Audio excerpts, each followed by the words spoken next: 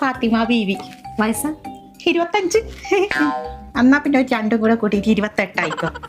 എന്നാ പിന്നെ അങ്ങോട്ടും ഇല്ല ഇങ്ങോട്ടും ഇല്ല, ഒരു 30 എഴുതാം. ബീവിക്ക് എന്താ പ്രശ്നം? ഒന്നും പറയണ്ട ഡോക്ടറെ, ഇന്നലെ പായാക്കി തലയിലേ കൂടെ ഒരു വേദന കളിക്ക്.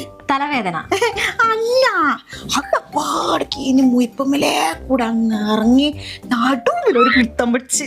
Back pain? അതല്ല, അന്നേരം തന്നെ കീഞ്ഞു മുട്ടുമ്മ കേറി അങ്ങ് പിടിച്ചില്ലേ. മുട്ടുവേദനന്റെ തുടക്കം.